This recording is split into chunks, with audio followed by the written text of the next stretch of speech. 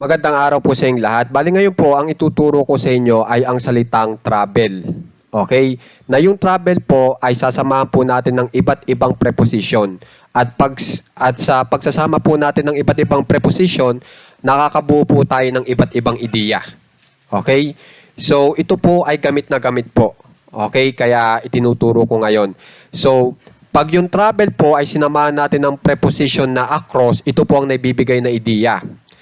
Naglakbay patawid. So, ang ibig lang sabihin niyan, sa paglalakbay natin papunta dun sa destination natin, pag sinabi nating naglakbay patawid, sinasabi natin na bago tayo makarating dun sa ating destination, tatawid muna tayo sa naturang lugar. Okay, yan po ang ibig sabihin ng travel across o naglakbay patawid. Halimbawa, we traveled across the river. Kami ay naglakbay patawid ng ilog. Para makapunta ka dun sa iyong gustong mapuntang lugar, kailangan mo munang maglakbay patawid ng ilog. Yun po ang ibig sabihin. Okay?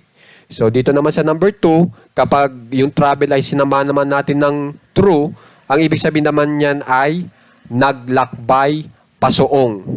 Okay? Ang ibig sabihin, para makapunta ka dun sa iyong destinasyon, kailangan mo muna sumuong doon sa naturang lugar na iyon.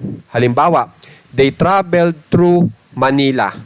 Sila ay naglakbay pasuong ng Manila. So, para makapunta ka dun sa naturang lugar na gusto mong puntahan, kailangan muna sumuong ka o dumaan ka sa loob ng Maynila. Yun po ang ibig sabihin niyan. Itong travel through. Tapos po, pagdating naman sa number 3, travel from, ang ibig sabihin naman niyan ay naglakbay mula sa. Ang ibig naman pong sabihin niyan ay ituturo mo kung saan ka nag-umpisa. Okay? Sa iyong paglalakbay. Halimbawa po, I traveled from Cebu to Manila. Ako ay naglakbay mula sa Cebu pa Manila. So sinasabi mo na nag-umpisa ka sa Cebu papuntang Manila. Okay, para masabi mo na kung saan ka nagmula, ito pong travel from ang inyong gamitin. Okay? Okay po, dito naman tayo sa number 4. Travel by. Okay? Na sa Tagalog ay naglakbay pa. Ang ibig ko naman sabihin po dyan ay sasabihin nyo kung saan po kayo lulan o kung saan kayo nakasakay. Okay? So, ang ibig sabihin niyan, pwedeng masabi natin na naglakbay ako pa karagatan o naglakbay ako pa himpapawid o kaya naglakbay ako pa bus, pa jeep, pa tricycle. Ganun po ang ibig sabihin ko dito sa number 4. Halimbawa, Mario traveled by bus. Si Mario ay naglakbay pa bus. O pwedeng sabihin nyo pa aeroplano, kayo na pong bahala. Okay?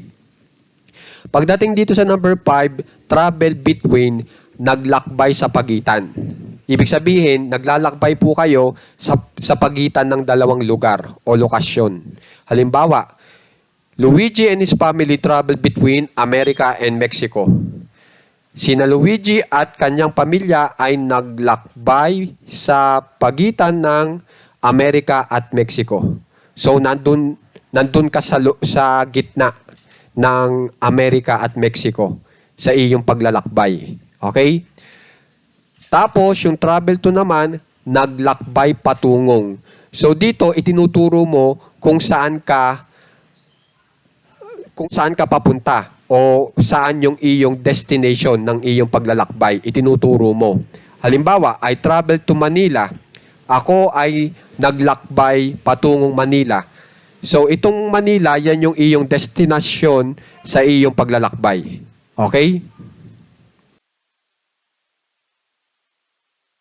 Okay, dito naman po sa number 7, travel into, naglakbay papasok. So, gusto mo lang ipakita na yung paglalakbay mo ay papasok na sa naturang lugar. Halimbawa, the astronaut traveled into space.